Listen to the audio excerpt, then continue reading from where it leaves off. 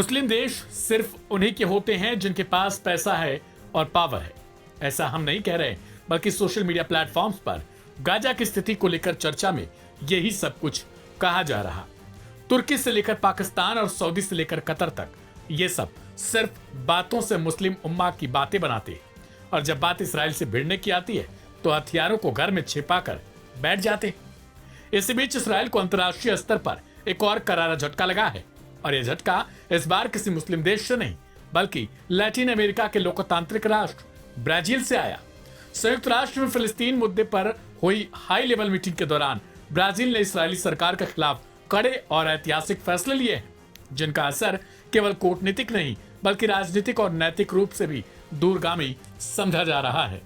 Brazil के विदेश मंत्री माउरो वियोरा ने ऐलान कर दिया कि अब उनका देश इसराइल को किसी भी प्रकार का मिलिट्री एक्सपोर्ट नहीं करेगा। इसके साथ ही वे अब उन सामानों की कड़ी जांच शुरू कर रहे हैं जो अवैध यहूदी बस्तियों से इसराइल द्वारा निर्यात किए जा रहे हैं।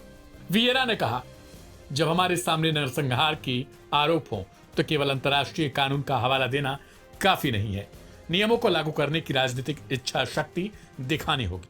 Aim right, achieve big. At KR Mangalam University, we provide you the platform to turn your dreams into reality.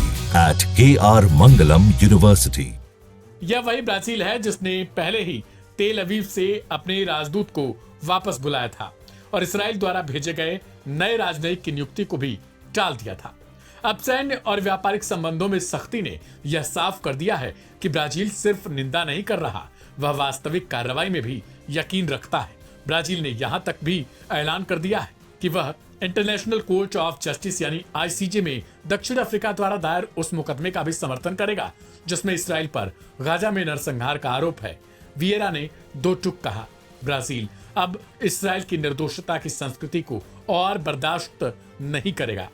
जब दुनिया के सबसे अमीर मुस्लिम देश राजनीतिक मजबूरियों और पश्चिमी दबावों के चलते चुप हैं, तब ब्राजील जैसे गैर मुस्लिम लैटिन अमेरिकी देश ने नैतिक नेतृत्व की मिसाल पेश कर दी है। 57 मुस्लिम देशों का संगठन ओआईसी अब तक केवल बैठकों और प्रस्तावों से आगे नहीं बढ़ सका है। जब बात इन मुस्लिम देशों की अपने देश पर आती है तब ये हिम्मत दिखाते हैं, लेकिन गाजा के लिए वो एक शब्द तक बोल नहीं पाते। गाजा में अब तक 60,000 से अधिक फिलिस्तीनी, जिनमें बड़ी संख्या में महिलाएं और बच्चे शामिल हैं, वे मारे जा चुके हैं। बावजूद इसके अधिकांश मुस्लिम देश राजनयिक मौन साधे बैठे हैं। कुछ देशों ने इसराइल से व्यापार बढ़ाया तो कुछों ने केवल बयानों तक अपनी संवेदना सीमित रखी है। ऐसे में ब्राजील का यह साहसिक रुख एक साफ संदेश देता है कि इंसाफ का कोई डर नहीं होता और न ही न्याय के लिए खड़ा होने के लिए केवल मुस्लिम होना जरूरी है। एक लोकतांत्रिक गैर मुस्लिम देश ने जो हिम्मत दिखाई है वह आज का इस्लामी देशों के लिए आईना है। संयुक्त राष्ट्र के मंच से उठाई गई ब्राजील की यह आवाज केवल इसराइल ही नहीं, उन तमाम देशों के लिए एक चेतावनी है जो अंतर्राष्ट्रीय कानून को चुनिंदा तरीके से लागू करना चाहते हैं। यह एक राजनयिक झटका भी है और नैतिक सबक भी। देखना दिलचस्प हो जाएगा कि ब्राजील के बाद क्या मुस्लिम देशों की नींद खुलेगी या नहीं।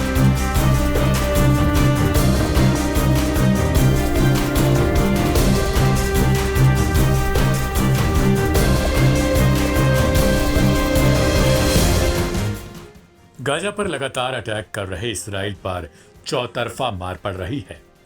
ऐसा लग रहा है जैसे अब दिन लद गए हों। हाल ही में गाजा ऑपरेशन में मुश्किलों का सामना कर रहे इस्राएली सेना को तब झटका लगा जब सऊदी की आक्रामकता के बाद यमन के हूतियों ने ताबड़तोड़ मिसाइल अटैक कर दिए। यानी एक और सऊदी अरब ने यह स्पष्ट कर दिया कि वह इसराइल के साथ रिश्ते तब तक सामान्य नहीं करेगा जब तक फिलिस्तीन को स्वतंत्र राष्ट्र का दर्जा नहीं मिल जाता।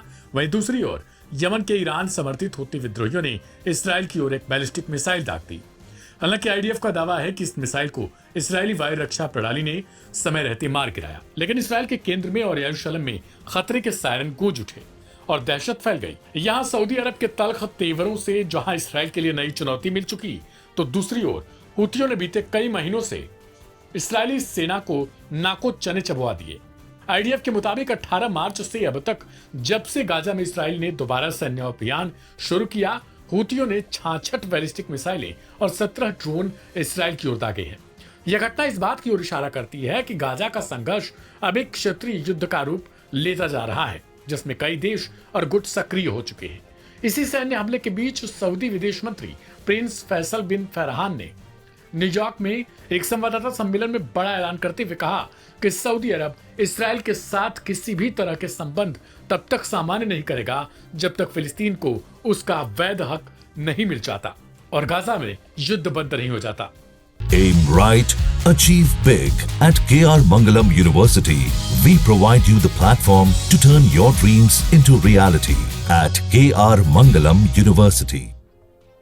यह बयान अमेरिका और इसराइल के लिए एक गंभीर कूटनीतिक झटका माना जा रहा है, विशेष रूप से ऐसे समय में जब अमेरिका के राष्ट्रपति डोनाल्ड ट्रंप लगातार अब्राहम अकॉर्ड को आगे बढ़ाने की कोशिश कर रहे हैं और सऊदी अरब पर दबाव डाल रहे हैं वह इसराइल को मान्यता दे। ट्रंप के पहले कार्यकाल में यूएई, बहरीन और मोरक्को जैसे देशों ने इसराइल को मान्यता दी थी और अब वह चाहते हैं कि सऊदी अरब भी इसी कड़ी में शामिल हो जाए।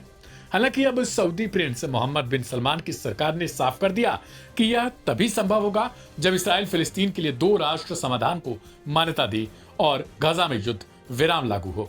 सऊदी विदेश मंत्री के इस बयान को और बल तब मिला जब फ्रांस ने भी हाल ही में फिलिस्तीन को एक स्वतंत्र देश के रूप में समर्थन देने की घोषणा की थी। यह घटनाक्रम इसराइल के लिए न केवल कूटनीतिक रूप से बल्कि वैश्विक स्तर पर समर्थन खोने की दिशा में एक कड़ी चेतावनी भी है। इस समय इसराइल खुद को एक ऐसे मोर्चे पर पाता है जहां एक तरफ ईरान समर्थित संगठनों का सैन्य दबाव है, जैसे लेबनान का हिजबुल्लाह, सीरिया में सक्रिय मिलिशिया और अब यमन के हूती, और दूसरी ओर सऊदी अरब जैसे प्रभावशाली देश उसके साथ रिश्तों को शर्तों से जोड़ रहे हैं। विश्लेषकों का मानना है कि अगर इसराइल और अमेरिका ने फिलिस्तीन मुद्दे को लेकर लचीलापन नहीं दिखाया तो यह स्थिति मध्य पूर्व में और अधिक अस्थिरता और संघर्ष को जन्म दे सकती है। देखना दिलचस्प हो जाता है कि आखिर इसराइल और अमेरिका अब किस तरह इस हमले को लेते हैं और आखिरकार सऊदी अरब की तरफ से दिए गए इस चेतावनी को भी अमेरिका किस तरीके से डील करता है।